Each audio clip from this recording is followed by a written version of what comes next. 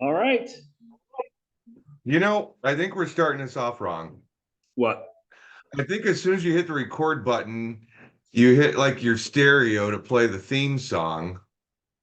And then you play the theme song. When the theme song's over, then we go, all right. So how you doing today? Well, if you listen to it from the link on the email, it's a playlist, so it has all the videos. Like you press play all, and it'll play the theme, the podcast, and then the outro, the montage. But it's just like as soon as they see us, you play the intro, and then all of a sudden when the intro's over, then we go into talking. What do you Yeah, think? I don't know. It that's just what it it's is. it's a little more official. Here, that's what it is I on don't know. the playlist. If you access it through email, then it'll play the theme, the podcast, and then the outro, the little photo montage. Yeah. Well, last year since we were doing a lot of this stuff, I didn't really watch it afterwards. Anywho, um, yeah, I'm supporting both sides of the city today. I figure I'd rustle the feathers of Sean or Paul or anybody who's a Sox fan or Chris or Doug, anybody who's a Cubs fan. Yeah, well, welcome back, Jeff. This is your first podcast of the year, right? We've had some actually, before you. It is. Take the glasses off and get a glare from the screen. It was nice. Yeah, I'm not starting off too good this year. That's been like my thing for the last like 10 years. Slow starts. Slow starts. And then I have to race like hell to get up into like 5th place. You went 3-3 last week, so it's That, my friend, is not going to move the needle. Getting 3-3s all year. You know what that means? That means you're mediocre and you're in the middle to lower part of the pack. No, it's just 1 week. I need to get some 6-0s. I need like 3 of them in a row to get back into it. Even Phil went 1-5 last week. Thank goodness. Oh, well, finally.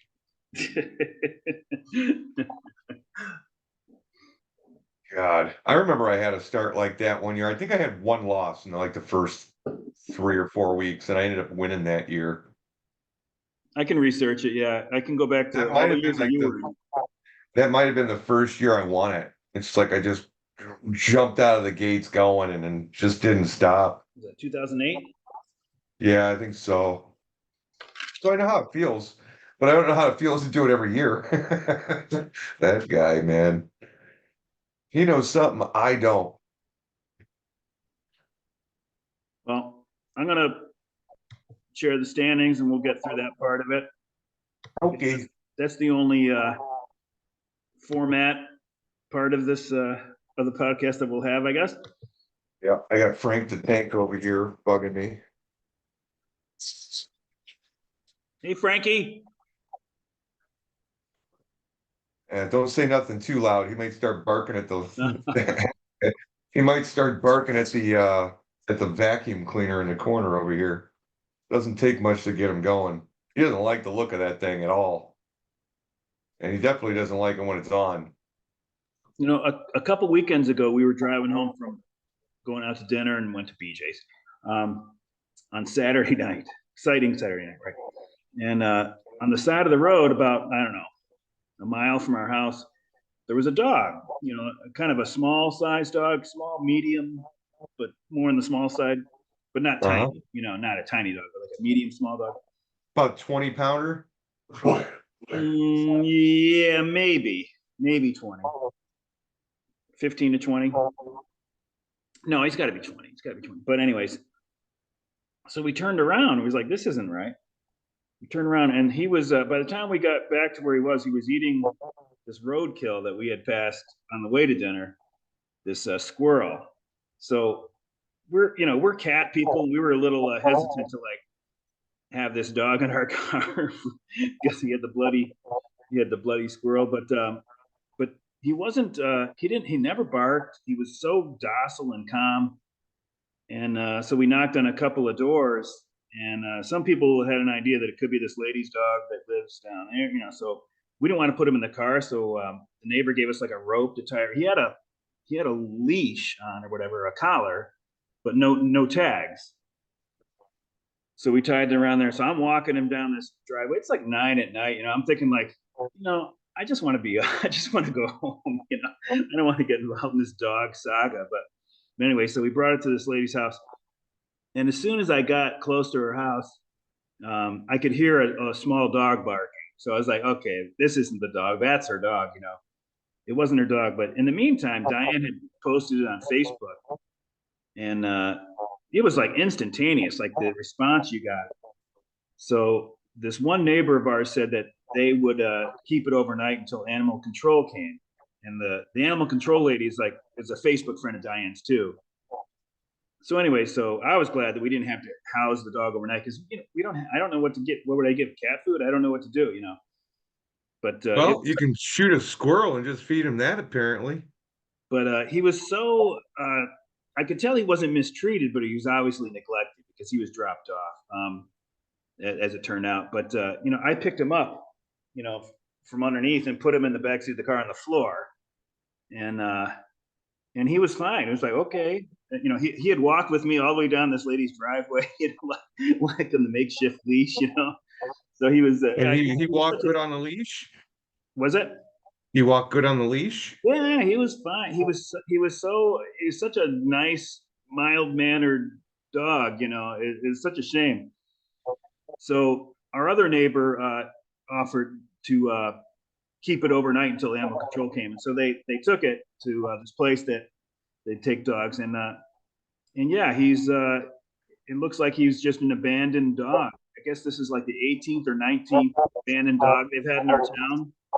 So people drive to our town because it's a little bit more rural than some of the areas around us, and they just left their dog. And this dog, he's an older dog, but he just couldn't be more nice. So, but anyway, so Diane's following now to see if he's been adopted. He's not been adopted yet, but Yeah, that's the fucked up thing when people just ditch a dog. Maybe he might have they might have given him a prognosis of cancer and this and that, and people didn't want to, foot the bills for it, so they just dumped him. They checked him out. He needs to be on medication, but he's not like deathly ill or anything like that, So it's just such a shame. And plus, this dog, like I said, is a very nice dog. I'm not a dog person, but I mean, like, how could you how could you abandon this dog?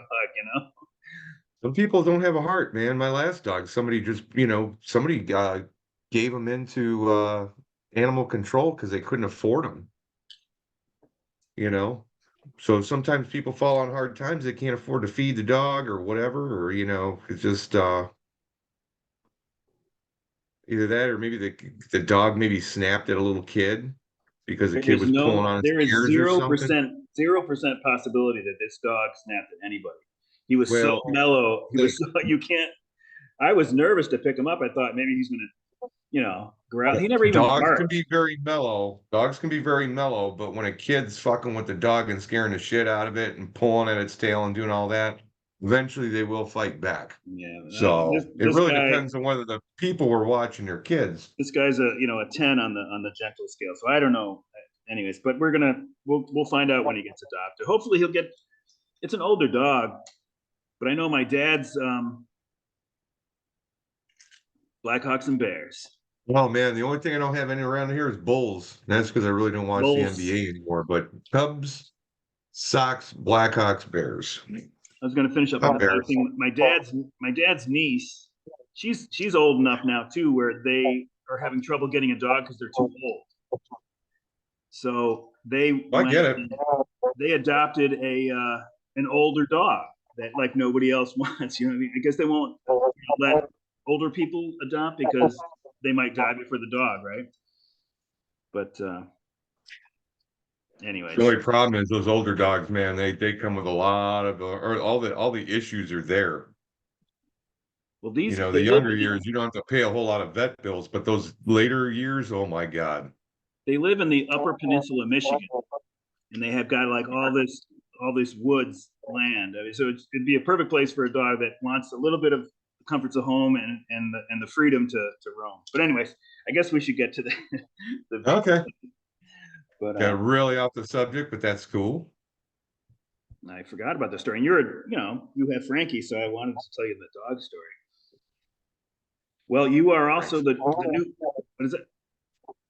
Oh, you are the new Buddha King. I am the new Buddha King. Yeah. So Sounds like that should be in a Doors song. you should have at least a win extra than what you got. Yeah, that's the way it rolls. In paging, make sure this is right. Yeah, paging should have 2 fewer wins according to, and that would come in handy. That would be 20-7 as opposed to 22-5. I mean, we would take anything we could get. So, and games played over, just still Spear and wait till next year's the under. Hack in the middle. Capital Knockers have pitched the most innings over. Let's Plays the most under. Bizzotti in the middle. And then Weekend Warrior was McBride's, who took the 6-0 this week with 550 points. That's a season high for the league. That's crazy. Anybody ever get 600 points in a week? I don't think we've ever had 600, but I swear to God, you go back and look, man. What Bake did this week has to be one of the highest scores for somebody throughout a week. Because I mean, he was up there, what, mid fives? Yeah, 550. Now Satch had 505 the first full week of the year. After the half week. So, but anyways, those are the top 2, right? Those are the only 2 over 500, scores that we've had. And Satch lost 3 games over the weekend. So I think I guess I can do the math. They went 1-5, so they were on pace for 4-2. And then this lucky and unlucky BABIP combining hitting and pitching. It's Spears the most lucky and Capital Knockers the most unlucky. So we'll see. Now Satch was the most on the lucky side BABIP, and he's not the leader now. So if this is truly random, these things will change a little bit more, at least in the early part of the year. So we'll see what happens there. What a resurgence by the McBrides here, from last year. Well, the past 2 weeks I did Off to a really good start. I tried to do an analysis on the IL guys, and in both analysis, which were both flawed, but in both cases, they came out on top. In the misery index, and then also just on dollars on IL. So, and McBrides are now projected for 2nd place. So they're overcoming their injuries, which are numerous. A ton of injuries. Josh Young and Strider and Luis Robert, right? I mean, I think these are all McBride's guys. So yeah. Nice job there. And players of the week, we had Ryan Jeffers at catcher, the cow of the week for Satch. Alec Boehm at corner infield for the Cows. And then McBride's had 2 players of the week, which you'd expect with 550 points. Gunnar Henderson in the middle infield, and Ranger Suarez, one of the top starting pitcher. So Spow. Talkman and Betts tied for outfield player of the week. Fucking Talkman. Same amount of points and same amount of games, so it couldn't break the tie. And Spear had Tariq Skubal. So Skubal's off to a good start. Let's see if he can stay healthy. I have this mental block on. It's got to be a dozen players that are involved in this, and sometimes it's unfortunate for me, but like Tariq Skubal and Spencer Turnbull, I couldn't tell the difference between them in my mind. Now I think I'll get it, but if you had said Spencer, if you had offered me Spencer Turnbull in a trade, I might have thought you were talking about Skubal. So just 2 balls. I'm not even talking about like the Will Smith, but at least those guys are different positions. And all the Wander Francos and all the Wilmer Floreses. And Scott Barlow was actually released. I would say Wilmer Flores over Wander Franco right now. Yeah. And Scott Barlow, who's a free agent, was actually the relief pitcher of the week. So, I think most of the time that we see a free agent out there, it's the relief pitcher, right? I mean, these other ones, it's pretty rare that you're going to get a player of the week who's a free agent. But, all right, so here's the actual standings. I love my 33%, 33-3 win percentage. That's bogus. Half the Devil's number, right? Yeah. It's a nephew of the grandson of the beast. The nephew, or No, the nephew would be first cousin once removed. 666 333. Yeah, nephew of the beast. Whatever. Son of the beast. Well, at least things tightened up, at least for this week, a little bit. I think it was wasn't it like an 8-game lead that he had? Yeah, it must have been, because these three teams, McBride's, Gaggers, and Spear, were tied for second, and then just separated on points. But so it was an 8-game lead last week. Now it's just down to 3. 3 is a little more reasonable. And we can see wait till next year. It's like Mike's starting to get the hang of it after a bad start. Our expansion team is he actually climbed out of last 2 weeks ago, and then he fell back in last week, and now he's back out. So, but yeah, he's what, 9-9 over the last 3. So he's he'd be up in the middle here. Sombreros, who took the collar, and they had a terrible year 2 years ago. Much better year last year, right? They were in the money. And between like the bottom half and the top half. So there's like 100-point gap between who's in 6th and who's in 5th. Actually, 7th, or actually no, 6th and 5th. Yeah, there's a 100-point difference right there. Yeah, so you can see at least if you conquer one thing at a time, you hope that you can get up to 6th, because it's pretty easy, right? I mean, it's not a big separation, and we're only 4.5 weeks in, so I think that's what 20. If I can get a 6-0 one of these weeks, maybe I can get myself in the middle of the pack here. But yeah, that's where it's nice. You can get the 6-0 or even a 5-1. It helps. So we already went over the Buddha. Yeah. I don't think I've gotten anything more than a 3-3, to be honest with you, this year so far. Yeah, maybe. You can check the data. I got a 1-5, a 2-4, and 2 3-3s. So how would we do this? But man, I tell you what, Blake Snell came out of the fucking gates just throwing nothing but like fluff balls, man. I'll tell you what, that's one other thing too, is how bad did Boris hurt his clients this year? Well, he really screwed the pooch with all 4 of those guys. It didn't work out, that's for sure. I think the ownership has had enough of his ass. They're tired of well, here's the thing. More often than not, if they give Boris' client that money, that player is not going to perform up to it. So now they're done.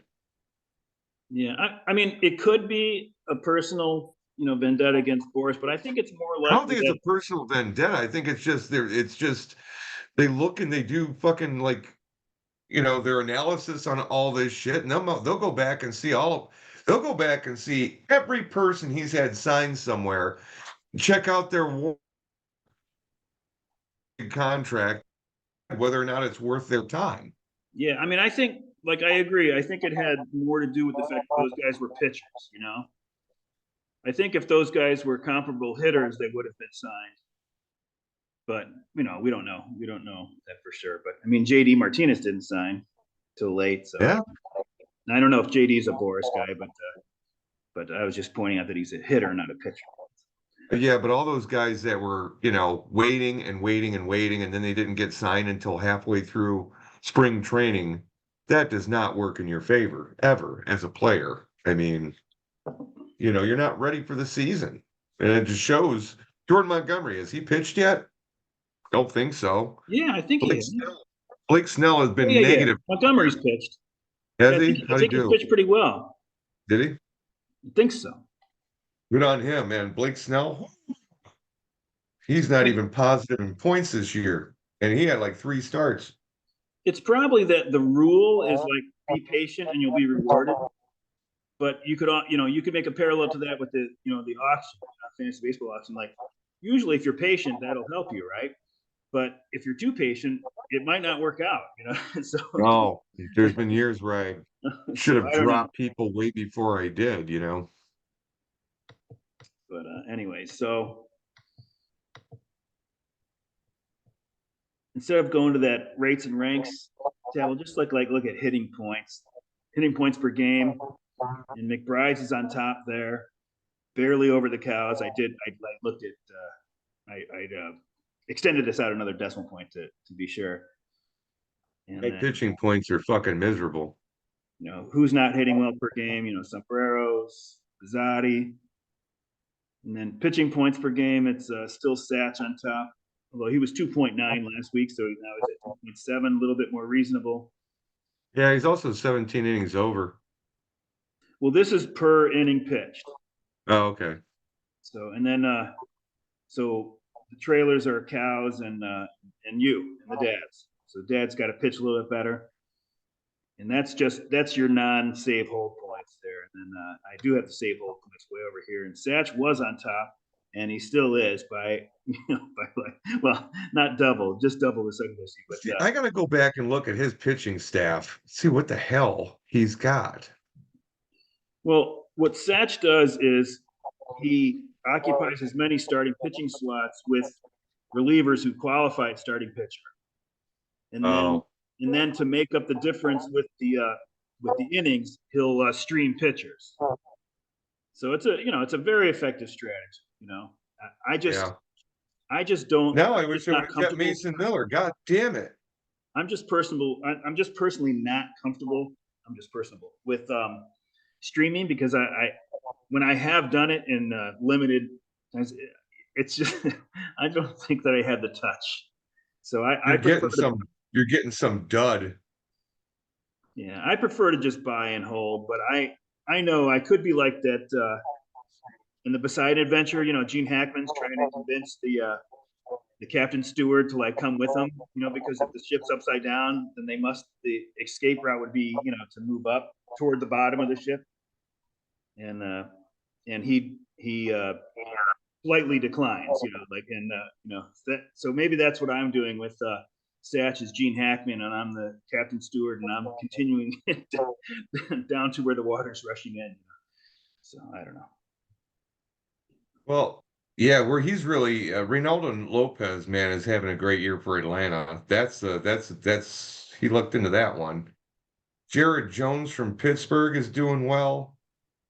Grayson Rodriguez, he's got 70 points. That's not bad. But man, Logan Webb, Seth Lugo, and Tyler Glasnow, all over 120 points for the year. And between them, out of 21 starts, they have 12 wins. So there we go, right there. And on top of that, he picked up Mason Miller, who I dropped, and now has 7 saves with Mason Miller. From a starting pitching slot. So that's the thing. I mean, Yeah. anybody who's watching this, But those are you the only saves he's got is from you him. want He doesn't have any other relievers. to maximize the amount of relief pitchers that you're putting in your lineup, because those guys average 4 and 5 points an inning, whereas a starter averages 2.5 points an inning or something like that. So it's just it's a good play. But the other consideration is that if you just put those in as buy and hold guys, you wouldn't reach the innings pitch max unless you stream.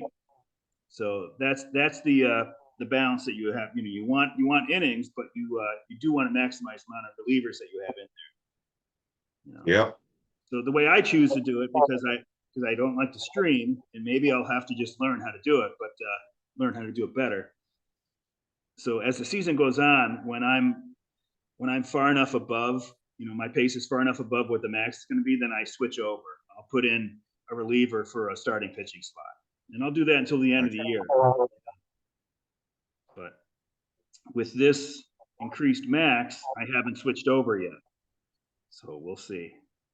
But anyways, people should be thinking about that you get more production per inning pitch from a reliever than a starter.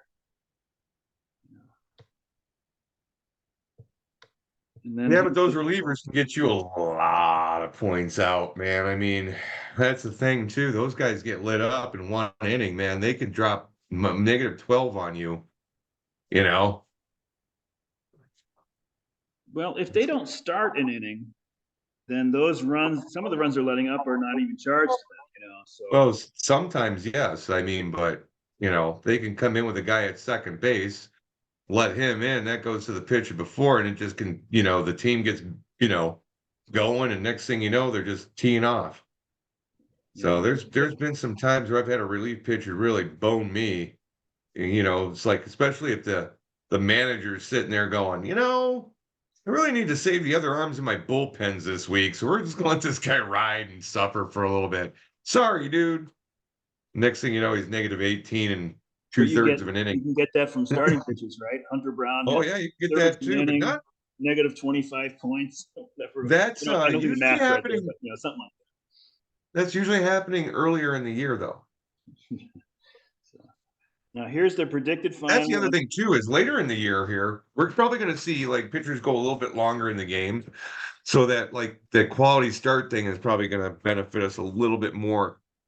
But the problem is in that first month of April, you got a lot of managers that don't want to blow these guys' arms out, so they're taking them out after the fifth inning, even if they don't need to. Yeah. Well, we've seen a lot of points gotten from the quality start already. In fact, just yesterday I had I don't remember who it was. Doesn't matter. But he had pitched 6 innings and had allowed 3 runs or less. So I was like, oh, cool! I got the quality start. Even that stat tracker thing in Yahoo, they already put the points on there. They did it instantaneously. I was like, woohoo! And then he continued to pitch in the sixth, and he ended up allowing 6 earned runs total. So they took the quality start away, and at 6 in the third inning, 6 runs. So I got 1 point out of it. So I was like, oh no! But then he got the win anyway. So, anyways, it was a roller coaster, Jeff. But it ultimately meant nothing. It didn't affect my place in the standings either way, even if that hadn't happened. But so, well, here's the last part of the standings we're going to look at. This is the predicted final. And then I've gotten rid of the whole tempered thing because people were like, I can't believe you predict stats for 75 and 60, the rest of the year. And I was like, you know what, screw it. So actually, it might be more entertaining like this anyway, because after the first week, you're gonna have a team that's on pace for like 1 in 155 or something, So, but this is if you perform just how you've done so far, according to the prediction model, this is what your record would be. So Sats would have 110 wins.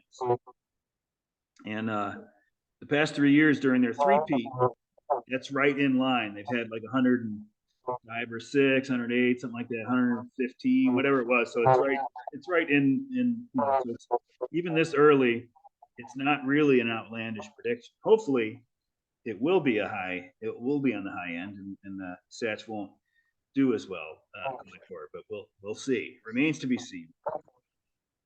So, all right, I guess that's all I got. I think.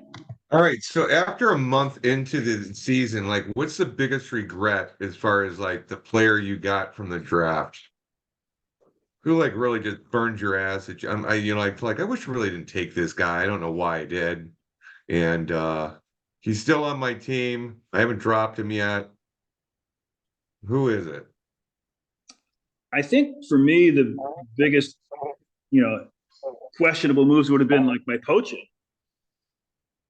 I Oh, dude, poached, yeah. I haven't poached very well the last couple years, I poached man. I already Bieber, dropped Wallner. I poached Bieber and Darvish, and they're both on the IL. And I guess what hurts more about Bieber is that there were people that Yahoo must have expected that Bieber was a highly likely candidate to be hurt because they had him pretty far down on their rankings, preseason rankings, before he got hurt. So, but I went after him just like everything was fine, and so that was like I think that's around almost $40 that I wasted basically on those two guys. We'll see if Darvish comes back. And I also have I had Taiwan Walker on the IL. And I don't remember if I don't know if I poached him or if he was my guy. I can't remember well enough. But so Hey, I the guess, Cubs came back and beat the Mets. oh, that sucks. Yeah, they beat them 3-1. Yeah, Tyon Morel, pitched well. Morel hit a 2-run home run. Tyon's actually been good this year. Yeah, man. Ooh, all right, well, good. I'm sorry, but you know where I stand. You know what though? So Wallner didn't work for me. Dropped him. I thought maybe in the Twins outfield really well for that little amount of time that he was, really little. I mean, he was there for the last 3 months of the year, but he hit well. I mean, his OPS was good and everything. And Nolan Shanwell, I still like that guy, but I had too many first baseman qualifiers only. I mean, it's like just first base. You only got so many spots you can play those guys in. So he was kind of the odd guy out. I had to drop him. But the other two guys I picked up was Bailey Ober, and he's been last 4 starts, 25, 24, 22, 12. He had a postpone. They gave him nothing. That 12 was like the day afterwards he ended up playing. But the first game he played this year, he got a -20. Yeah, I And have that's what, him in the AL Roto League. I have him, so I've oh. had him in the whole year. So here's the thing. Every week I have one of these guys that just wrecks my fucking week. You know what I mean? It's like he was the first week, just boom, ouch.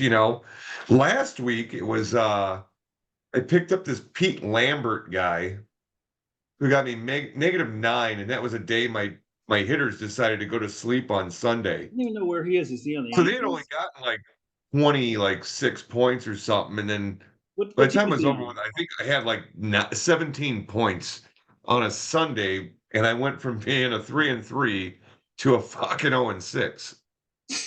It's like, Jesus Christ, man. That outing was so bad. We're going to give you 3 losses. Oh, What he's team is he on? been Is he cast on off and the never to be Angels? picked up again.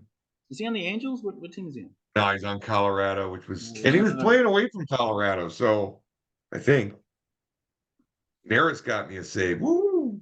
That Astros Rockies series being played in Mexico City, man, that sounded scary. I mean, for any pitchers that anybody had, but even I might not have put in Kyle Freeland or something if he was pitching in Mexico City. So, Was it like the air like pretty light there?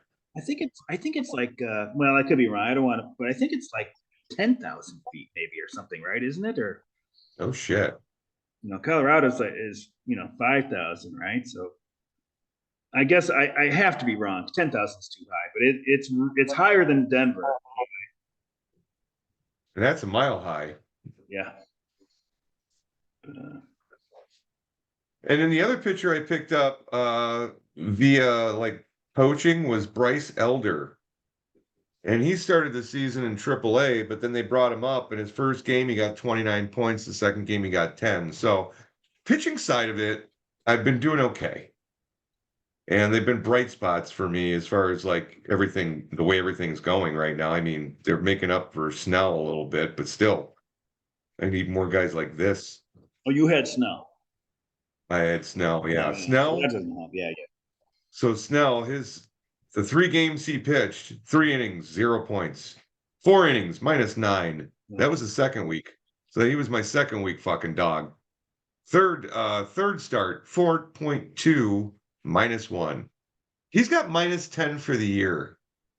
It's terrible. Boris wanted a fucking U-Haul full of cash for that guy. I mean, there's talk like maybe they rushed him back. Maybe he needed a more of a full. No, I think this fucking stupid ass was just fucking going around hanging out and drinking and having fun with his buddies and not working out over the fucking like winter. Right. That's what I think. Yeah. Having a good old time, not staying in shape. There was a separate camp for the people who were not signed in Arizona. I doubt he was at it. It's funny when the Giants signed him. I was like, it made a lot of sense. They were thin in their rotation, and I thought it was a really good signing. I liked the things that they did in general. I liked Soler, Chapman, but Snell didn't work out too well Okay, well, I'll tell you my other one. It's like they're both Giants related. My other buyer's remorse is Jung Hoo Lee. for the Giants. He's playing, right? Yeah, not very well though. He is the most points he's gotten in a game was 6, and that happened actually 9. That happened one time. 6 one time. 5 twice. And then the rest is 3, 2s, 1s, and 0s. And a lot of them. A lot of the 1s and 0s. Well, three's like average, right? So Yeah, but he's below average. He's ranked 192 right now, and I probably paid about 18 bucks for this dude. Actually, I'll tell you what I paid for him in a minute here. well, we're only 17% of the way through the season. So I mean, if you think of a 17% chunk of the season in the middle of the year, a lot of these things you wouldn't even notice. If you were happy with Lee, and then from July 1st to 25th, he had this stretch, you might not even notice it really. You'd be like, maybe you notice a little bit, like, he's not doing so great, but you wouldn't like be like, oh my Yeah, but I wasted 13 bucks on that bum. god. I think I picked up Bryson Stott too off of somebody else. Well, no, actually, I got him in the draft, and then I dropped him already. He paid 10 bucks for him. I don't know why I did that. I picked him up off the waiver wire for probably too much money, and then I just saw that he he is listed as a platoon guy. Now, hopefully, that's a temporary situation. I mean, I know they have Merrifield, and they also have some young utility infielder, Sosa, maybe Edmund Sosa. Yeah. And, So here are the so, anyways, my if Stott's a platoon here are guy, the guys from my roster I'm in the not going to first want month. that. What is that? Guys that are gone from my roster in the first month. Nolan Shanuel, if I say that, Shanuel, Bryce Stott, Matt Wallner, Justin Steele. I traded for Jackson Churio, so that, and then he got hurt immediately. Mason Miller, and I had $4. It's like fuck. Dean Kramer, Brett Rooker, Freddie Fermin. I have Those Rooker are the too. guys. So I've got like 6 or 7 people from my starting roster that are gone. Two of those Probably guys are should do. gags now. Huh? Two of those guys are gags now. Yeah, which ones? Rooker and Stott. But both those guys are in danger of being platoon guys too. So I don't like platoon They're guys. about to get jettisoned if something better comes along. If they stay as well, Rooker's not listed as a platoon guy now, but JD Davis is out, so I don't know how that's going to affect things. I know he's not a third baseman, but it could affect who they have at DH, and they move him to the outfield or whatever. So Now, here's what's kind of screwing me up right now, though, is that the Orioles brought up Keston Herstad, and they're not playing him. He's been up for a week and a half, maybe, and they've given him 5 at bats. Why? yeah, that's Why'd you weird. bring him up? Why didn't you just leave him down there for a while? Yeah, a guy like that, you've got to play. Like Yeah, it's like, what the fuck are you guys doing? don't give a Is he bat to that much of a defensive liability? don't give a bet to Ramon Urias over somebody like that. You know what I mean? Like it's just He's Urias actually can sit for a month and he'll be fine. But this guy, he needs to play, right? So he came up on the 23rd, played the very first game he was up, went 0-4. Didn't play the next game. Pinch hit 0-1. And then he hasn't played in 3 games after that. he's an outfielder, right? I mean, I don't mean to say that Urias He's is an not. outfielder, yeah. And he was ripping up AAA. It's just, Jesus Christ, if you're going to bring a guy like that up, you got to play him every day. Fuck Austin Hayes. I think I have. I think I've solved.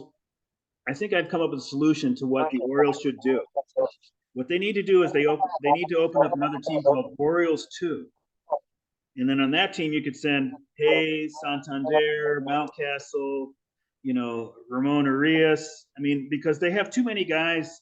I know Holiday's back in the minors.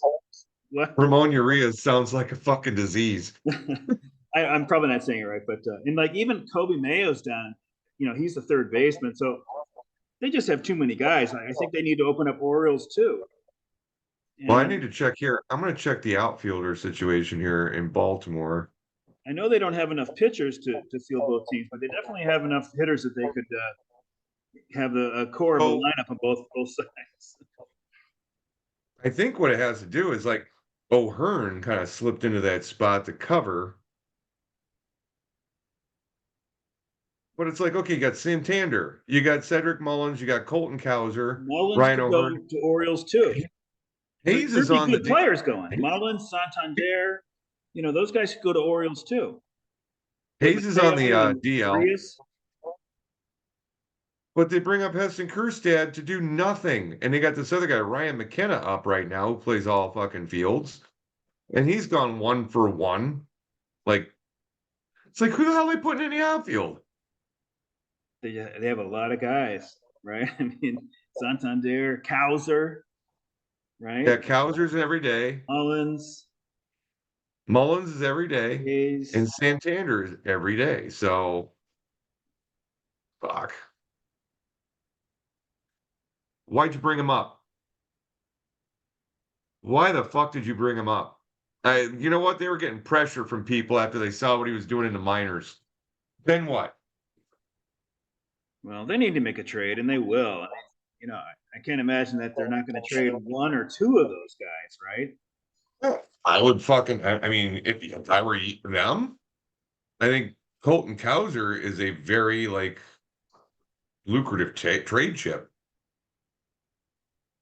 Or trade Mullins Very, instead, right? Trade huh? Mullins and keep Cowser. I don't know. Yeah. And then in the minors, Kobe Mayo is a prospect, and he's almost definitely going to be a productive hitter. He might be more of a DH type, but you can get something for him too. So I don't, Oh because God, yeah. what are they going to do with He, Mayo if they've got Gunnar and Jackson Holiday? If he ever comes back, I think he'll probably be back in the majors. So he projects very well. they even have a catcher besides Rushman. Do you know the catching prospect? I can't think of his name. Salo? Is that who it is? Basalo? Yeah, you have him. You have him. It's one of your guys. Yeah, I'm looking He's at on it. my NA squad. Yeah. I look at that squad every day, so I'm just surprised that I don't. Hmm. But yeah, And you they're got Adley stacked. Rushman too. They're stacked. I Why the mean, guy's money? they got to make some deals, but I guess they want to make the deal when it's they're going to get the most for it. So I don't know, but I don't know how you're going to get more from Mayo than just like maybe through May he hits a dozen homers, and then you can trade him because they can't bring him up. There's no room for him, right? So Yeah. Well, let's see what Jackson Churio's doing for the Brewers.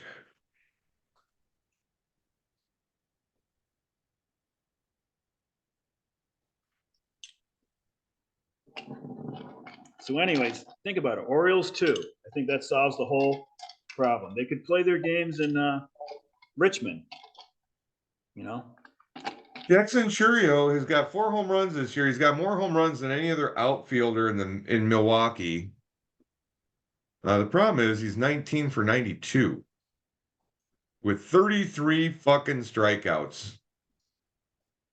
Jesus Christ, the kid cannot fucking. He's getting lit up. He might be going back down. You watch. If you're maybe. striking out a third of the time, that's not a good thing. You got Frelick, who's got 2 more points than him this year. He struck out 24 times in 95 Who? at bats. Frelick. He's on the Holy Cows. Then Blake Perkins. I don't even know who the fuck that is. He's on Hack. And he's got 71 points, which is the most of any Milwaukee outfielder. 3 home runs. He struck out 20 times in 71 at bats. So Milwaukee Brewers players strike out a lot. Holy Moses, man. Yeah. What's the league average? Like league average is like below 20%, right? Yeah, it's like around, yeah, you don't want to Under strike out 10, more like maybe. 25%. But even like William Contreras, about 25%. Willie Adames, about 25%. Bryce Terang, 12. out of 87, so he's not striking out that much. Reese Hoskins, 23 out of 92. Blake Perkins, 20 out of 71. We talked about him. We talked about the next three. Then you got Kristen Yelich, 8 times out of 39 at bats, but of course he's on the IL again. Yeah. But prorated, that's like And one of the worst 20. ones, Jake Bowers, 21 times in 56 at bats. That's almost half. That's like 35, 40%. So, one thing to know about the Milwaukee Brewers, you can strike them out. They got Oliver Dunn, 24 out of 59. Terrible. I don't even know who that is. Joey Weimer, only batted 18 times, struck out 7. He threw his. Terrible. He did his part. Yeah. Yeah. Yeah. You can strike that team out. I don't know how the fuck they're winning. I mean, let's take a look at the pitchers. Yeah, pitcher's mediocre too, man. They just like they got a fucking clover leaf up their ass.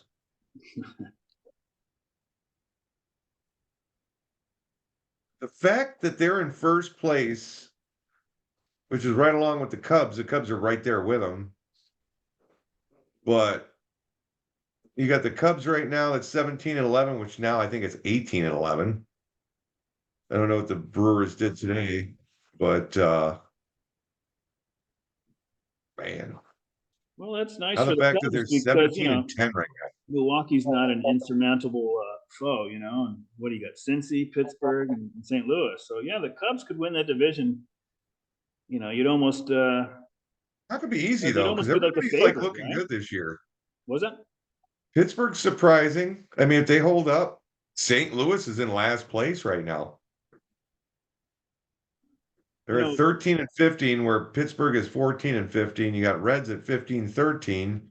Cubs are 17-11, and you got Brewers that are 17-10. Now, I don't know if this has today's games involved. Probably not. But I'm looking on Baseball Reference, and this is what it's telling me. St. Louis, they brought in innings eaters that are older and maybe mediocre, and those guys are doing okay. Lance Lynn and Gibson, are doing all right.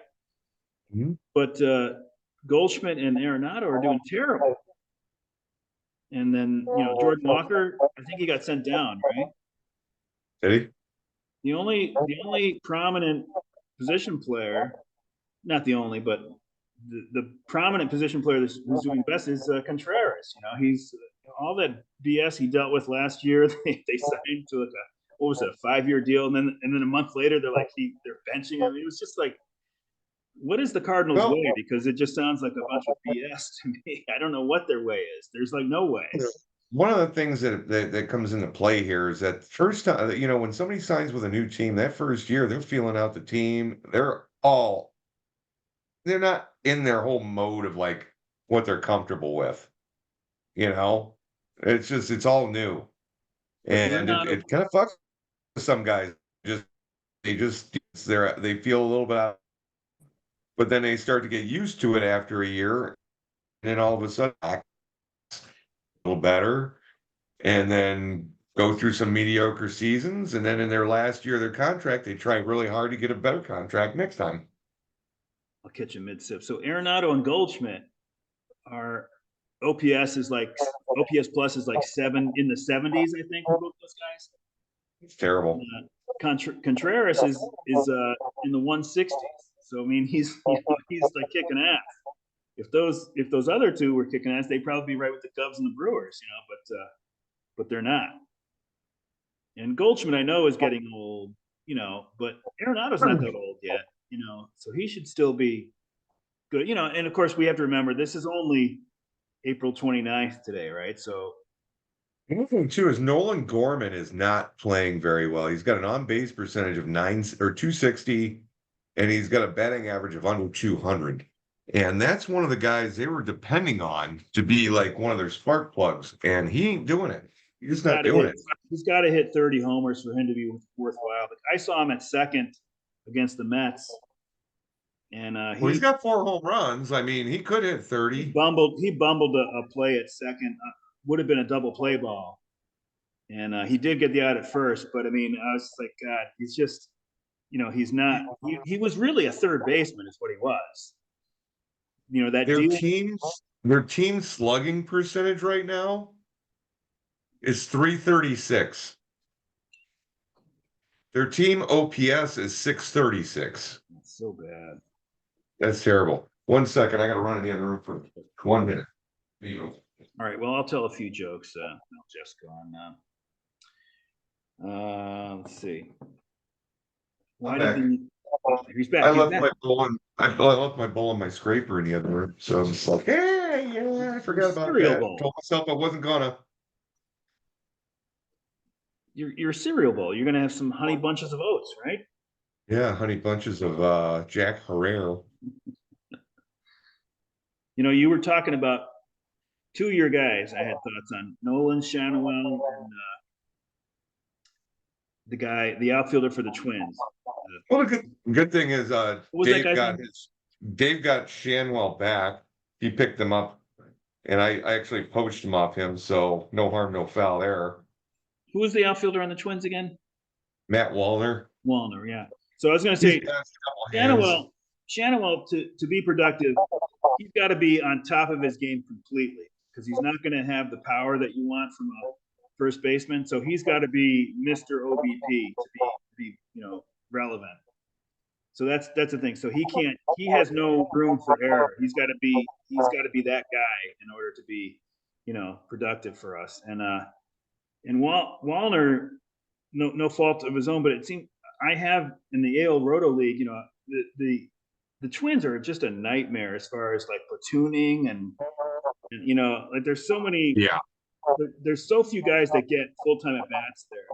Maybe a handful. That's probably about the right number. But there's a lot of platooning going on there. So unless Wallner came out of the gates like busting out, he wasn't going to probably get even full-time at bats. We're taking a look at the Minnesota batters here. They sent Austin Martin down or something here. Hold on a second. Yeah, they optioned him to AAA, brought somebody else up.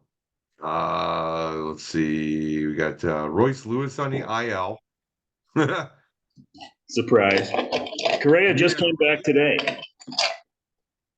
Well, he's on the IL. Had 2 at bats so far this year. I was actually fighting baked over him during the draft. Matt Wallner so far this year has got 17 points. He's 2 for 25 with 17 fucking strikeouts out of 25 at bats. Wow. That's crazy. So you can't even platoon him. Fuck no. He shouldn't even be up right now. Oh, they did send him down. Yeah, they sent him down. He's an NA. Either that or he DFA'd his ass because he's like 28 years old. So he might be just like, get the fuck out of here. I didn't know he was that We've got old. somebody better. We got Walter Jenkins down there that needs to come up. I gotta pay more attention to these to the ages. Because in the minors, that's such a big thing, right? I didn't know. Oh, sure. Old. I guess you don't mind if a pitcher is a little older because like they can learn a lot. But a hitter who's 28 and he's doing great in AAA, like you're probably like, yeah, he might be good, but maybe not. I'm going to tell you this: I never take those guys seriously because they're playing down in those are the 4A guys. You know what I mean? Yep. It's like your Brian LaHares and your Matt Mervises and Dan Vogelbachs. Sorry, that was my first base ones. I can think of a bunch more. Your Kevin Ories. I don't even think he was worried for him. He's gonna make it. He can't miss. He was one of those like pumped up. Who was that other third baseman the Cubs had? Scott? Was it last name Scott? Yeah. He never even made it up. Yeah. Or what? There was another one with a V. Ooh, now I gotta go on Baseball Reference and look up the Cubs draft picks for the last fucking 20 years. Hey, did you see this play over the weekend? It was in college baseball. The Arkansas center fielder like Peyton Holt, I think that's his name. I want to remember his name just in case, but he was playing center and there was a runner on third, and it was a fly ball, fairly deep, and he faked catching it, like he brought his glove down, and then he put it back up and caught it, and the runner on third left too early when he faked the catch. Oh, I saw that. And he had to go back to third, and then he went for home, and he got he was out at the plate, and it was fairly close plate to plate where that like if he had not gone back, he was going to be safe, almost 100% certainty, So Right. that was a nice play. That was great. No, I mean, I saw another play, but it was from a long time ago. It was from like the 80s and shit. It was college. I think it was Rick Rona was playing for Wichita. And I think it was the first time that somebody did one of those like the pitcher like went to throw to first base to pick the guy off and didn't throw the ball, and they acted like he did and it got by, and then that guy took off, and then they just like easy pickings at second base with him, Did Are you? you still there? I think it was Doug shared this one where maybe it was on the B.E.E.R Hot Stove page where the pitcher. What did he do? I can't remember. He had. Oh God, I don't remember the play now. He picked a guy off first because he was pretending to. He put the ball in his glove. Maybe he was like pretending to wipe off his face or something like that, and then he threw to first. Oh God, I can't remember. I thought I remembered before I told the story, but now I don't even remember what happened. So great story, great. It was wonderful. Do you remember the play I'm talking about? No. He had the glove like under his arm, and he was like wiping his brow, and then he actually had the ball in his hand. And he threw it first, and he picked it up first. So because he was just kind of like hanging out, he's like, this is between pitches. I'm just, Anyway. Yeah, got the guy sleeping. So, but anyways, I didn't do a very good job telling the story. Sorry. Oh, it's okay.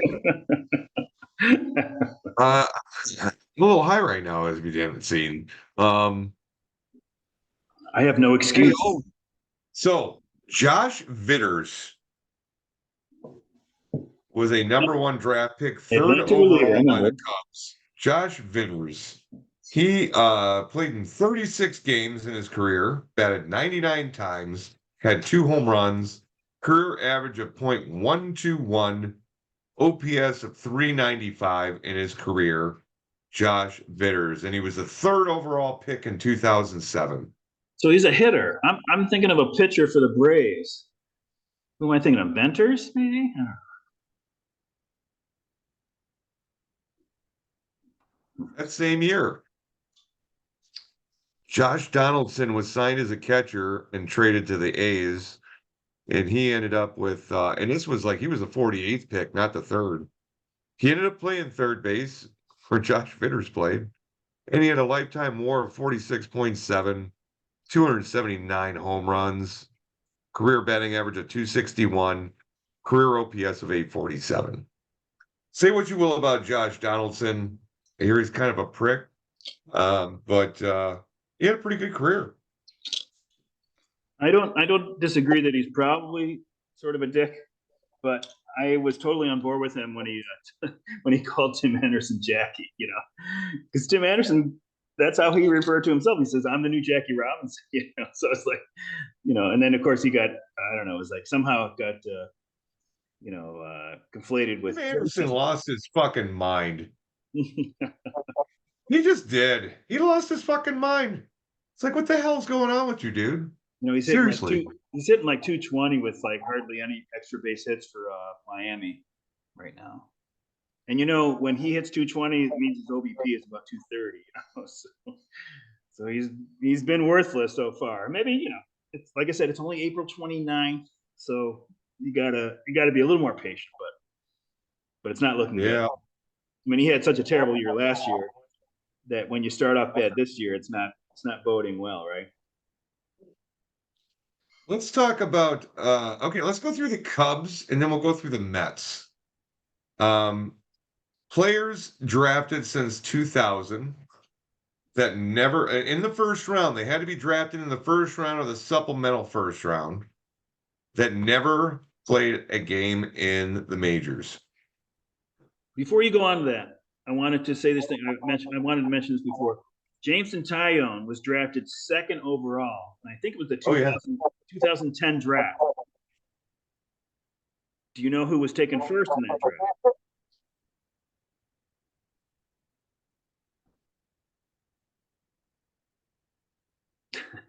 Well, I'll tell you, it was. Hold on, I might have this. I just Mark Appel? It was Bryce Harper was taken first. Then it was Tyone. Third was Manny Machado. Wow, that was a good draft. Tyone, taken by the Pirates. Tyone was like one of the best pitching prospects in baseball at one time. Oh yeah, but he Also, was in the Pittsburgh Pirates like farm system for a while. Was he high school coming out or was he college? I don't know. I think he must have been high school, right? Hold on, I can find out. But also in the top 10 in that 2010 draft were Chris Sale and Matt Harvey. So it was a quite a top 10 draft. Oh, there you go. I put Tyone? an A instead of an O. Who? He was drafted out of high school. Yeah, it had to be because he was still. That's why it took him like 3 years, 3 or 4 years before he even got to Pittsburgh. Then he had injuries, Yeah. but he was hot shit at one time. Just like how Lucas Giolito was. Like he was in that class. Not draft class, but I mean like that kind of a prospect. He's like that perfect size you want a pitcher to be, 6'5", 230. So this Shota's looking pretty good for the Cubs, huh? Dude, he's looking great. I don't get it. I'm like, this dude came less hyped than Yamamoto, Oh, wait, and he's run undeservedly so. I mean, he shouldn't have been. and he's Yamamoto's run 25. Yeah, but I mean, he's got some years on him, but the other guy's got, I mean, he's thrown a lot of pitches in his career. Yamamoto's doing great too. He's 354, 2 wins, 1 loss, six After that games terrible started, first start, yeah. and then he's a .4 WAR, but he's just getting started. I mean, he's just getting used to the fucking American way to play. Innings pitched 28, strikeouts 37, and he's got a WHIP of 1.071. This Nothing to Shota sneeze or about. that was Shota? That was Yoshinobu Yamamoto. Yamamoto. Jota Imanaga is coming up, and he's even better. He's got a WAR already of 1.2. He's won 4 out of 5 games. Got an ERA of 0.98. Crazy. Innings pitched 27. Strikeouts 28. Doesn't strike out as many. He's not a power pitcher. His WHIP is .795. 28 and 27 is not it's not like 6 to 9 or something. I mean, he's still striking out over nine guys. All right. At this point, though, Kota Imanaga, if he doesn't slow down and he keeps doing what he's doing, he's going to win 24 games. Well, I'm going to go on the record as saying that his WHIP will not be under 1 at the end of the year. So, Really? yeah. He's not walking people. Yeah. I don't know. What's the last time somebody had a WHIP under 1 for a season? I don't know. Yeah, that's a good question. But his is not just under 1; it's under like 0.7 or 0.8, right? I mean, that ain't gonna happen. All right, let's see if I can look up lowest WHIP on here.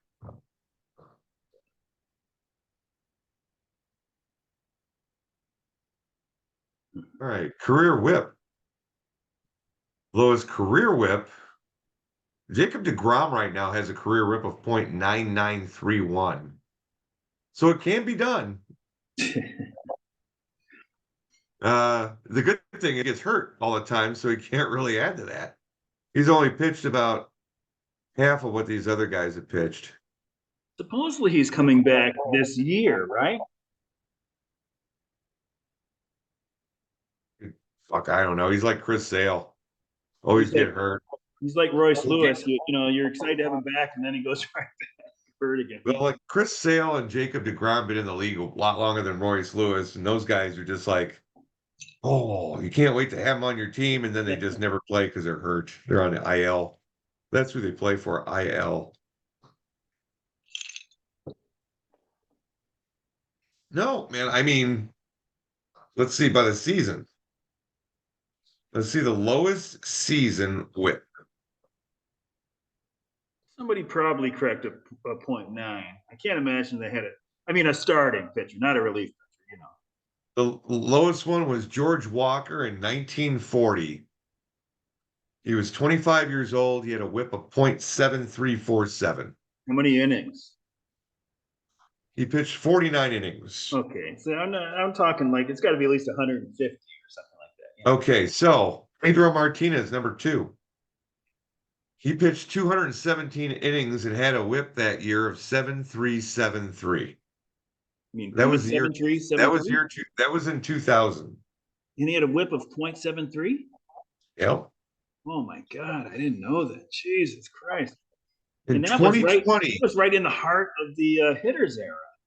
in 2020, Kenta Maeda had a whip of .750 in 66.2 innings pitched. Here's another one. In 2020, Trevor Bauer at age 29, .79545, 73 innings pitched. So that was the year that Kenta Maeda got hurt and Trevor Bauer got kicked off the team for some girl saying that he did shit to her. All right, Justin Verlander, .8027. That's 223 innings. Went that low. Yeah, jeez. He's done it several times. Well, Shota won't be below 1. The Nelson Lamet was .8551 in 69 innings. That was in 2020. We need like, I don't know, 140 innings. It's got to be some sort of minimum like that. Yeah, I mean, there's a lot of them like that, dude, where they had a whole year was like under 1. Shane McClanahan did it in 22. Scherzer, 15. Kershaw, 13. Zach Gallen, 22. DeGrom, 18. Scherzer again in 18. Scherzer again in 17. So, yeah. He could have a whip under 1. Maybe he will, but I don't think so. Yu Darvish, 2020, under 1. Yu Darvish. Jack Flaherty at 1 year. Who's the weirdest one here? That's what I want to. So Nelson Lamet right now is my weirdest one. Where is he? He must be hurt, right? What's going on with him? Even Kyle Hendricks had one in 2020. That was a pitcher's year. Let me see. I don't even know who he's with. He kind of bounces around the minors and comes up and bounces back. Right? He went from the Padres to the Twins in that deal, maybe the Rockies. I can't remember that they released him. I don't know if that's the right guy. He is with the Dodgers in the minors right now. Okay. Well, it means like that the Dodgers know that he'll probably be brought in as a middle reliever, and he'll have a whip of 0.8. Well, he's one of those guys that can either relieve or he can start.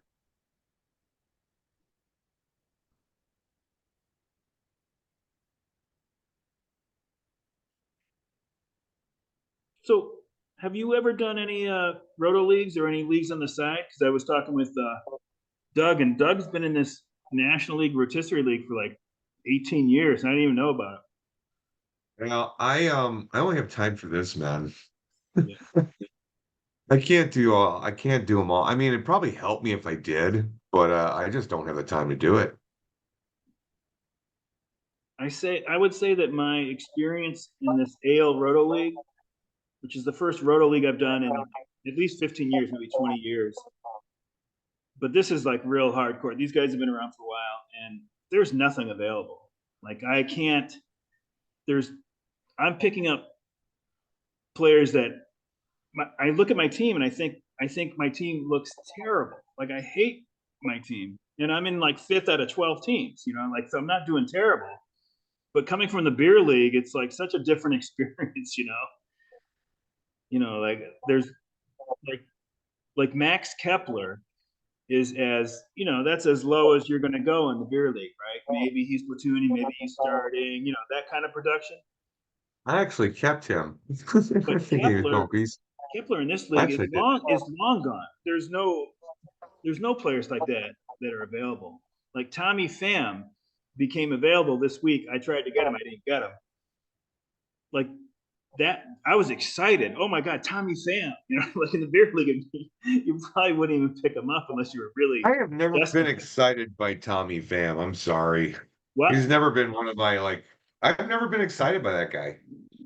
But my experience in this Roto League is like it's underwhelming because I'm not using strategy. I thought it would be increased strategy with like the categories and stuff, but I'm not even looking to categories. I just want guys that are playing. It's like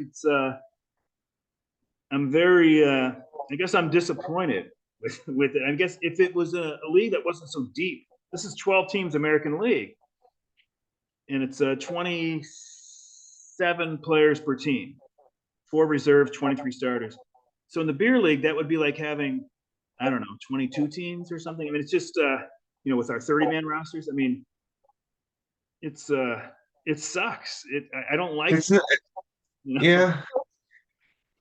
I don't know. I haven't really done anything else because it's just like this is a lot, Even this league itself. I know it wouldn't be that much harder to do another one, because if you're checking it all at once, you check both of them.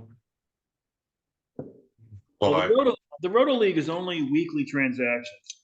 So really, I could just follow it on Sunday, make my claims, and then I can't do anything else anyway.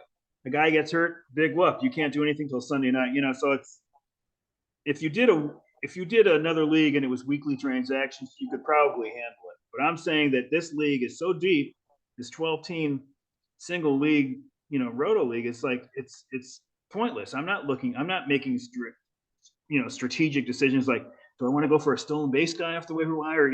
No, it's like I can't even make a choice like that. I every week I've tried to claim 5 or 6 guys, and I get like one of them.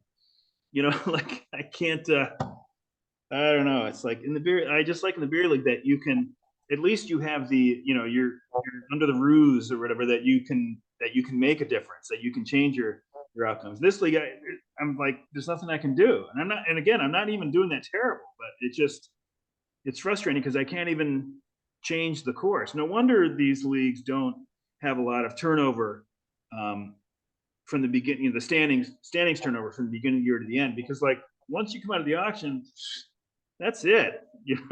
I mean, that's it for you, unless you get real lucky, like you get the guy the first week is available and he ends up, that's the thing is like trying to find a lightning in a bottle. It's like when Ronel Blanco threw that no hitter. It's like I was watching that from the 6th inning and he was dominant. I'm like, well, he's out there. Might as well just grab him now and just see later what the hell happens. I can always drop him 2 days later. I don't know if he fucking blows up and just gives up all these runs. But no, he finished the game, got the no hitter. I'm like, well, let's see how he does the next time out. Next time out, he ended up getting he went like 6 more innings without giving up a hit. This was an NL league, and nobody had Blanco, and they probably wouldn't have. He would have gone first pick overall in the waiver period. Like well, if it's an NL league, he's on Houston. Yeah. If you were an NL league, he wouldn't have been qualified because he was an AL player. Right. If this wasn't an NL league, I mean, the AL league I'm in, he I don't know why I said that. But the AL league I'm in, he would have gone. No, he's Blanco is on the Houston. Oh, yeah, that's in the American League now. Yeah. So, but he went. He would have gone first overall. I think somebody might have had him.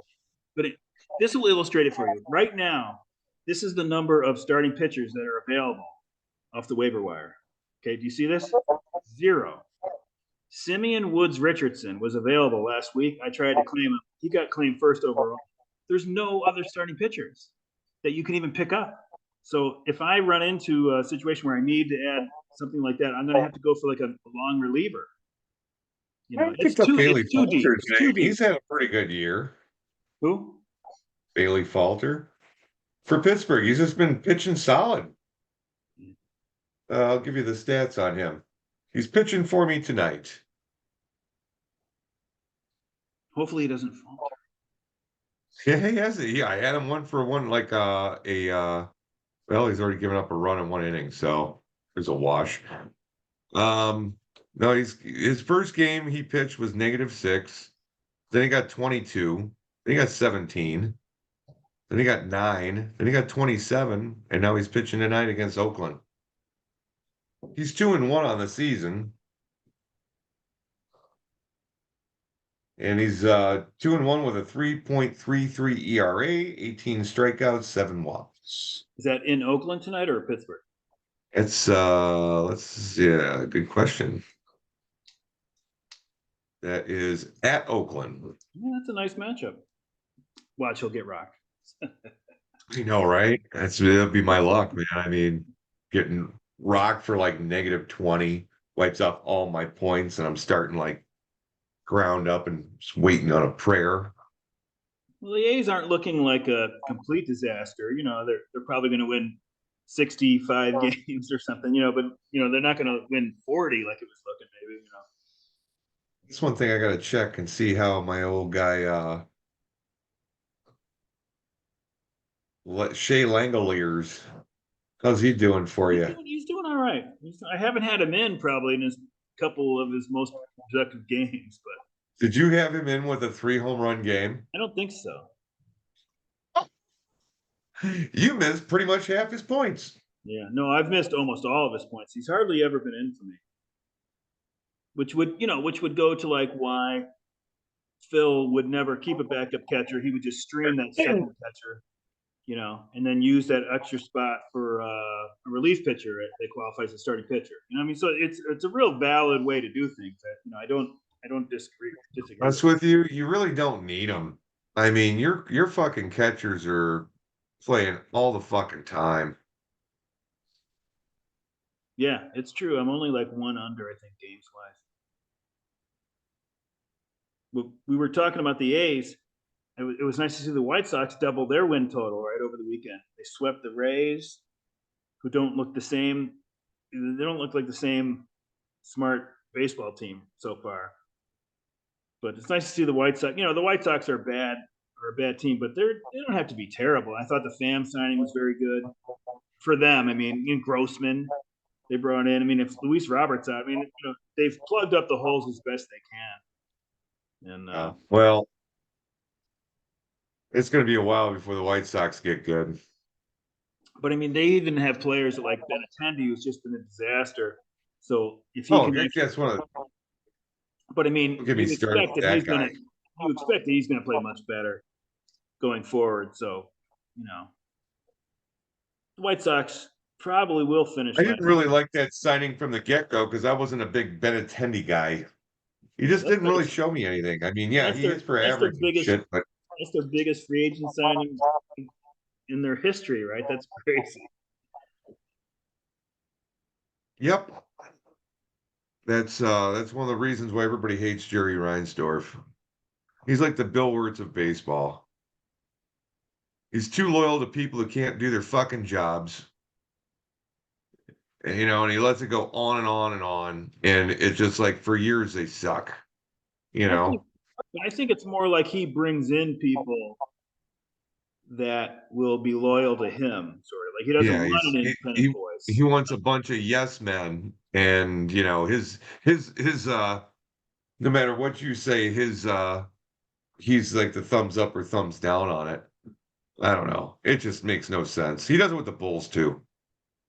Fucking terrible. I hope this new guy does well. I mean, he's just learning. He's just starting out now, you know. But you got to think like the options for the White Sox for a GM are very limited because if you're a smart guy on the rise, you're not going to come to the White Sox unless you had assurances that Reinsdorf is out of the picture, you know, one way or the other, you know. But That guy's You're not gonna. really old. I mean, Jesus Christ. I mean, let me look him up. Um, I think Jerry Reinsdorf's in his mid 80s. That sounds right. Could be even late 80s, right? I don't know. Hold on. He's born in 36. Yeah, so he's Let's do late the 80s. math. Yeah. He's like 88 this year. Yeah, he's 88, man. He's already 88. That's getting old, man. It's like, Jesus. Professional life, he was a tax attorney with the Internal Revenue Service. Sounds like a That's nice his, guy. that's how he started his professional life. Something tells me he made a fortune. Okay, he made his initial fortune in real estate, taking advantage of the Frank Lyon versus United States decision by the U.S. Supreme Court, which allowed economic owners of realty to sell property and lease it back while transferring the tax deduction and depreciation to the title owner. Ooh, that's yeah. So yeah, he made his money in a scumbaggy way and bought the Bulls and the or the White Sox. Mm-mm-mm. Never knew that. That's crazy because not too many years ago, right? 2 years ago, even last year, going into the season, I think that people thought the White Sox would win the division. 2 years ago, it looked like they were going to go on a run and dominate the division, right? Went backwards. So it's just crazy how things have changed. They could have hired a very good coach, young coach that would have got through to these guys, but instead they fucking forced Jerry LaRussa on them, and he was out of touch with fucking what was going on in today's game. Then they get Pedro Grifal, who doesn't know how to fix this shit, and or is a very good manager either. And You they know, he's already just had a cheap. guy that had done well, and is a native Reinsdorf Spanish always goes with a speaker cheap dude. that could communicate with the Spanish players. I mean, like there was no reason to let Renteria go. That was the start of it. I mean, besides the fact that these guys couldn't stay healthy, and but that was the first that was the first shot fired. It's like there was no reason to let Renteria go. And then who you bringing in? Tony La Russa? Oh my God! It's Just like such a shit show. It's just like how do you let it get that bad? You know what I mean? It's like it's neglect is what that is. there's other dumb teams in baseball. The Rockies do things that make no sense, but the Mets and the White Sox, boy, it's tough to find teams that have been more of a shit show than those two teams. Well, I'll tell you what, Miami Marlins right now are a bigger shit show than the White Sox because they're 6-23 and the White Sox are 6-22. Now, the reason why the White Sox aren't a bigger shit show is because they just swept Tampa for some stupid fucking reason in 3 games. Tampa's playing some bad, dumb baseball. I don't know if it's Yeah. indicative of how they're going to play, but it's usually you would think of them as the David to the Goliath, and they're playing smart ball, good defense, good pitching, good situational pitching, all that stuff, but platooning, but that that's not what you're seeing so far. Can't to get Charm swept might by be wearing off. the White Sox. Was it in Tampa too? I can't remember. Were the Cubs on the road? I haven't watched a Cubs game because I don't have the Marquee network. I'm just wondering. But anyways, it doesn't get much worse than getting swept by a team that's what 3-20 something going in or whatever it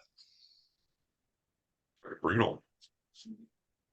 But the Cubs are looking good this year. I mean, they're right behind Milwaukee, depending on what they do today. Hey, Well, I mean, Taupin comes in and has this incredible streak right when they're missing Seiya and Bellinger, and then they bring up Pete Crow, see what he can do. he hits a home run. He does have some pop. So he's not just like a light hitting center fielder. I guess the question is like, is he going to hit enough? But he's got a little bit of pop. Yeah. So He's another one of those that I kind of dropped because he was up for like 20 at bats last year, didn't get one hit. That hit he got this year was his like first fucking hit of all time, and it was a home run. So the first month he was up, he never got a hit in the last year, and now he comes up in his first game, he hits a home run. And then I think when I dropped him, I think Sean picked him up. So Sean's got a hold of him. I don't know if it was just the lights at City Field tonight, but it looked like Crow Armstrong had a mustache. Does he have a little mustache? And it's like blonde. It's like the blondest mustache I've ever seen. So like you couldn't even tell from looking at his face that he had a mustache. But I saw when the lights hit him, it could have just been weird lights. But I thought he had I this. I think the Cubs are getting like addicted to like signing gingers. So he's a total ginger. Owen Casey's a ginger. I even think that James Triantos is a ginger too. They got these middle infielders and center fielders that are just red as hair. But the Cubs are looking good. I mean, I don't know what the prognosis is for Bellinger and Seiya Suzuki, but they've plugged it up okay for now. I mean, it's not they can't do it without those guys, at least one of those guys going forward. I But the think Michael Bush Bellinger's thing going to has be been out like great. Michael Bush has looked great. yeah, but no, he's starting to look like Wisdom. You know, Wisdom's kind of streaky. Wisdom will hit like 8 home runs and then he'll be quiet for a month. I think You Bush is know, going to be better in wisdom, though, don't you think? he should be. He's a left-handed version of him, is what I've seen so far. He's either whiffing or hitting a home run. You know, In that division, they have enough. They could win, they could, but they could. Christopher they got to have Morel. those guys come back. I don't. Do you know when they're coming back? Oh shit, I think Bellinger is probably going to be out for about a month and a half. What do you have, like ribs or something? What was it? Yeah, it's a fractured rib. And He hit the wall or some shit. what's Um, Suzuki? and then Suzuki. I don't know about him. I think he might be only out for about 3 weeks, 2 weeks. Okay, yeah, yeah. So, well, the fact that Talkman, even if Talkman, hits 200 the next few weeks, I mean, like, what he did so far was really important, because they have a good record, they're was it 18 and 11 now? Yeah, I think Cubs put Kyle Hendricks on the IL. I think. How about Steele? When's he coming back? Well, he's going to be out probably till mid-May, maybe a couple weeks from now. That's not bad. I mean, No, no, but I mean, he missed the whole month of April. I mean, and that's if he's lucky, it might be the end of May because those depends on how bad he tore that.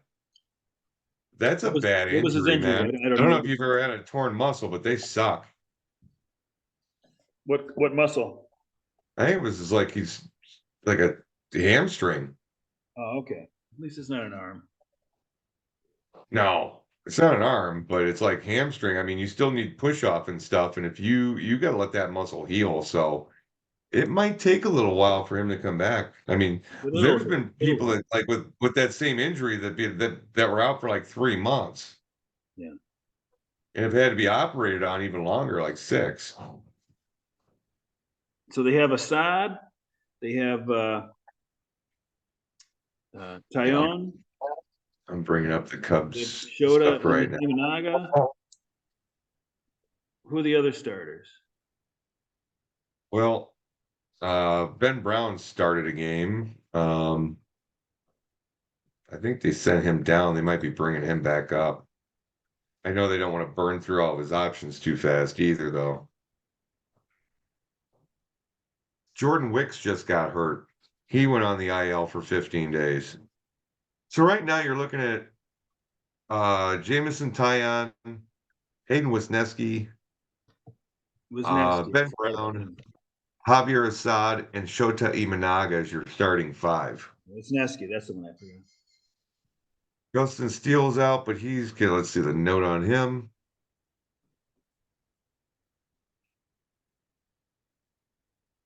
He's got a rehab start with AAA Iowa on Wednesday, and he might join the team after that. So he's really close to coming back. That'll help. Yeah. Hey, before I forget, I'm gonna share this screen. All this is like it's like a players of the month, but it's for the year, which actually coincides with our. I'm having trouble here. I cannot minimize Zoom when you are recording this meeting. Okay, all right. But I want to go. I don't want to minimize. Okay, so I'm going to share this screen. It's our top players. So there's like 17 hitters and 13 pitchers. Wow, Mookie Betts to the top. So yeah, sorted by points.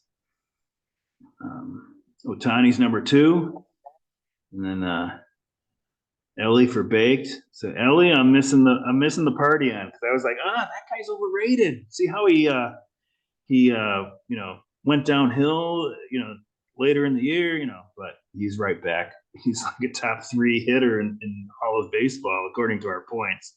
I got 4 in the top 12, and it's just like, Jesus Christ, man. It's like, why am I doing so poorly? It's the pitching. Yeah, your pitching was like one of the trailers. You and Cows, maybe. So it was. Nope.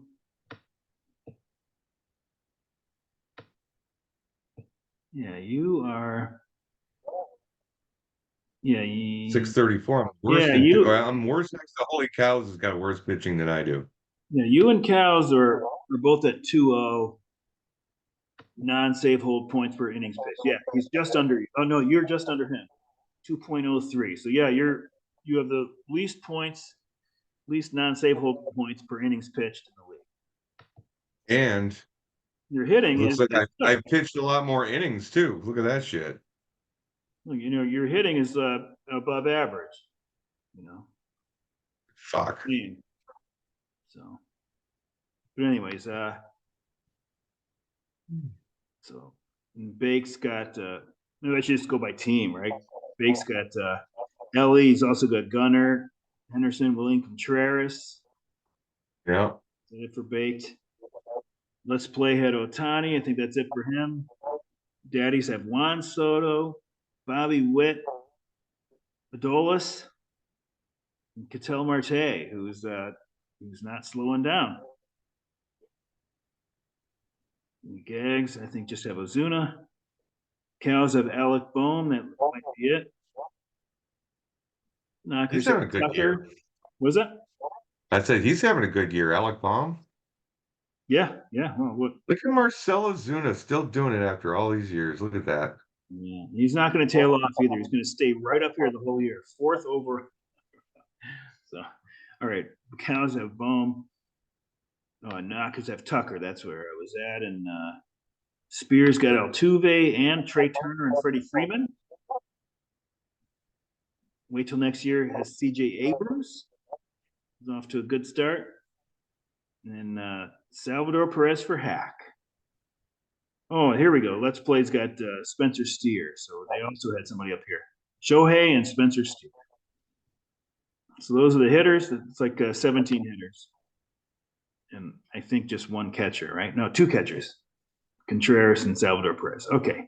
So starting pitchers. Got Bake's got Ranger Suarez, Satch Glass now, and Lugo. Look at that, Seth Lugo, 4th overall starting pitcher, according to points. Wow. Bizzotti's got Jose Barrios and Bizzotti. Barrios slipped a little bit, and he was like the top guy, but number 3, you'll take it. Let's Play's got Tanner Houck. Spears. One thing that I see there is everybody's got 5 quality starts on those guys. So that quality starts is really like paying the dividends on these players. Yeah, look at 5 out of 5. Mm-hmm. I don't have games started here, but if you only got 4 wins, you've got at least 4. 5 starts. Yeah. But he's won the last 4. So it's interesting. But and then Knockers have Logan Gilbert. Satch has Glasnow, Lugo, and Logan Webb there. So he's got 3 of them. Bizzotti's got Wheeler and Barrios. Closers, let's plays Helsley, Clay Holmes for Hack, Jason Foley for the Dads, and Robert Suarez for Stats. That was a good pickup, right? You got Foley. That had to be after the year started, right? Yeah, you know what? It was the opening game of the White Sox. They were playing Detroit or whatever. It was like early in the season.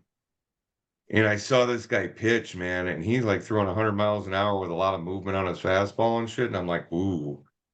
So, and he was pitching the ninth inning. So I'm like, okay, well, I don't think Lang is the guy anymore. I think it's going to be this guy. So I just picked him up, and yeah, man, he's good. Yeah, you got to be quick in the beginning of the year with those closers because That's what I mean by catching lightning in a bottle. It's just one of those moves, and it's like I'll give this guy a shot, and then became valuable. yeah, all these guys have 9 saves and no holds. 100% save percentage. So Foley's the only guy that's like, no, I guess Suarez too. They're not as dominant K for BB. But in Foley's case, that might be more his walks than his strikeouts, right? Because he's got a whip of 1.23. Yeah. So he's not quite as dominant as these guys. But the important thing with closer is do you have the job or not, So Right. That's the thing. And it's like Alzolay. I was surprised I was able to get Neris, after they gave the closer role to Neris, after Alzolay just kept shitting the bed. I tried to get him. Uh, You outbid me. yeah, you didn't put any money out there. You just said zero. You're just like, maybe I'll get him, maybe I won't. You got to be serious if you want that shit, man. Well, You're I Logan spent Gilbert. 10 on Stott. So now for me to drop him because he's platooning would be I'm not going to be in a hurry to do that, to make that move because Yeah. I want to see. He hit like a couple of homers maybe yesterday or Saturday, so I'm hoping that removes the platoon idea from him. I could see the reason that they put him as platoon is because they faced 2 lefties in a row last week, and he sat in the bench both games. So then Oh, that tells them, oh, he's platooning. But maybe that won't be the case going forward. So we'll see. But well, I guess right. that's all I got. That's all I got too, man. Yeah, we talked a Well, little Cubbies, White Sox, Cardinals, even. Bears, man. Hey, how'd you like your Jets picks? Did you follow the draft at all for Yeah, football? no, I watch it now. I've been I watching do it for too. like about 10 years now, I guess. And I guess the only thing that I didn't understand with the Jets was like they got a power back, running back, and then they got another one a couple rounds later. And I thought, I understand. Yes, we like this player, but we needed. Well, but they did take a cornerback and a safety the last 2 rounds, but like I don't know, I just felt like take your one power back. I understand that idea. Don't take two, but they did. They took two, and maybe they're both great. And You know this guy from Notre Dame or something that let's see here. would you ask the lineman? What's that? In the first round, they took that lineman from the tackle from Penn State. I also like that Oh, they got in the fifth round. They got a quarterback, the Florida State quarterback. Who got hurt.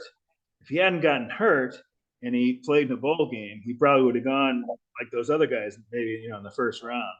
Maybe not, but I don't know. I think he would have. So I like that a lot because he's the perfect guy to draft if you already have Aaron Rodgers because you're not expecting him to start this year anyway. yeah. It's okay. So you guys got that Olumuyiwa Fashanu Yeah. from Penn Tackle. State. Yeah. And then your second, you guys didn't have a second rounder. The So third, we get the you, receiver from Western Kentucky in the third yep, Malachi Corley. round. Yeah. And then you got Braylon Allen from Wisconsin, who's a That's the power 6'2", back. Yeah, 245 he's too power slow. back. Then you got Jordan Travis, In the 5th round, they got the quarterback, and then I think the next pick was another running back. Yeah, but you know what? He's more like a 6'1", 220 guy. He's not as big as the other dude. He's not as big as the other Um, guy, but they already have a couple of running backs. So besides the draftee. So this guy's got. He's one of those guys that probably he probably catches the ball out of the backfield well. maybe. Well, that's what the Western Kentucky receiver is supposed to do. He's But my Yak favorite, King. That's his nickname forever. my favorite is is round 5, 176. You got him from Toronto of the CFL, Quantez Stiggers. The Jets? He's a cornerback, 6 foot, 197 pounds. These are Jets? Yeah, Quantez Stiggers, Oh, Stiggers. Stiggers. Yeah. I forgot about him, I think. That's a crazy That name. was still 5th round? That would be the craziest name I've ever heard, but since the Jets also had the Ricochet Ferguson, so yeah, that was in the 5th round. In the Oh, okay. 7th round, you had Jalen Key, who's a safety from Bama. Okay, yeah, I thought Stiggers was 6th round. But they didn't have a 6th round, I guess. They didn't know it was a late 5th. Late 5, 176. That year that they took DeBrickashaw, 2007, maybe? I'm not sure. They also took Nick Mangold. So imagine getting those two guys for your line the same year. That was a nice draft. After this draft this year, there are a lot of people fucking going, "Why did you take a punter in round 4?" And I'm just like, if you got one of those like Johnny Hector guys, like the guys that can punt it like 70 yards and like totally change the aspect of the game, where it's like, okay, if all of a sudden you're always starting from your 20 or you're always starting from your 10, you can't like gain the advantage of the field position. If you got a guy that could do that shit, that's a weapon. Well, they needed So a punter, so I can see. it was their last pick of the draft. So I understood it. I guess the only question would be like, could they have traded down and gotten him, and then gotten an extra pick in next year's draft or something? Oh, he would have got nabbed in the 5th round. Yeah, if they were worried that he was going to get nabbed, then they just it's okay. You don't want to get too cute. They got the best guy that has played college punting in 20 years. What did they say in the You draft? know? It was the first time in draft history that a team took a quarterback first overall and a punter in the same draft. So. Wait a minute. Didn't Ray Guy do the same thing? Or no, he was I thought Ray Guy was a backup quarterback, but maybe it was a tight end. He was a backup quarterback. All right, no, there's a guy on the Bears that was that. Bob Parsons. Well, I didn't follow the Bears draft. Like, how the Bears do? Besides the punter and the quarterback, obviously. Dude, we fucking crushed it. Crushed it. I mean, you didn't follow the Bears at all on that? Not really. They had the first pick in the whole damn draft. Yeah, I know that. Hold on. I just didn't follow it after that until the punter. Those are the only two I know. Yeah. Hold on here. I'm gonna share the screen with you. I'm happy with the Jets draft. I just hope that the Jets add a lot of things, after guys get cut. There we go. They still need some help. So you get Caleb Williams, number Oh, 1. they came. This is who the Jets wanted. This a Dunze. Yeah. We got a Dunze in the 9th pick. Oh, He's going to be a stud. I do remember this. I didn't remember the Bears took him. The Yale tackle. Yep. And then this guy, 3rd round pick. He's out of Yale, but he's good. Oh, so I he's real misspoke. good. I thought And he's smart. I thought the punter was their final pick. No, wasn't. yeah. Well, it was supposed to be. This was going to be the final pick. 122. They took this guy. People panic. I don't give a fuck. I think it's great. But then they traded back in later. I guess they gave up a 4th round pick from next year to get in the 5th round this year. And they picked this kid, Austin Booker, who's like a edge. But he hadn't had much time in like college. He didn't have many snaps. sophomore coming out. So they got him in like the 5th round, and he might be a stud if they can teach him some shit. Yeah, it looks like they did all right. I don't know. I mean, I don't know. It's hard for me with football because I except for maybe quarterback a little bit, it's hard to rate them statistically, you know. So Oh, absolutely. You never know what's going to happen, even but quarterbacks, I haven't done very well. I think the one year I got really into it, I really liked Mason Rudolph, and oh boy. that was the same year as oh my god, I'm blanking on his name. He's on Tampa now. Browns guy, Oh, Baker Booker Mayfield. Mayfield. Yeah, yeah, Baker Mayfield. So that that's who I wanted the Jets to get so bad. That's when The they took. guy that's got the face you just want to punch. That's when the Giants took Saquon and the Jets took Darnold. And oh my god, you think that's bad enough? And then what? 2-3 years later, they take Zach Wilson. Uh, Yeah, man. And then they just traded him to Denver for a 6th-round pick. yeah, He was what, 2 overall? Zach was 2 overall. Darnold was So 3 overall. so Zach was your Trubisky. I think Trubisky played better though. Yeah, the Zach thing made no sense. I mean, he didn't really check any boxes. He's on the shorter side. He wasn't playing in a top conference. He only started for one They were year, maybe it was 2. they were comparing him to Matthew Stafford and all that shit. It wasn't a safe pick. I mean, it's okay to take Zach Wilson, but not like that, not there. Yeah, and he just didn't So have it, you know. this is a hat I've never worn that my brother got me like 4 years ago for Christmas. Now, can you see that? Yep. Yeah. Now you know why I've never worn this fucking hat. It's like, dude, fuck, I can't go out there with that fucking shit on my forehead. Show me that butthole. Somebody will take you up on it, Yeah. I don't want to see anybody stink star. you know. Anywho, all right. Well, I've got to roll. All right, Jeff. Well, it was good getting back in the swing. Yeah, man. Good luck this week. Yeah, have you been talking to anybody about next week? No, no, I haven't planned ahead like before. But yeah, we'll get it going. So you're back for next Monday too? Sure. All right, we'll get something going. All right, man. Well, that sounds good. All right, good luck. Go lollygaggers, go to baby daddies, and hopefully we come in first and second, and hopefully I'm a 6-0. Yeah, well, I'll take the 5-1, and as long as Sats can repeat his 1-5, it'll be all good. There we go. Yeah, we need him to come back to earth a little bit. That really shot out of the blocks like Xavier Worthy at the combine. Well, he's moving maybe tomorrow, right? So you get busy with your move, you might not be able to keep stay on top of things.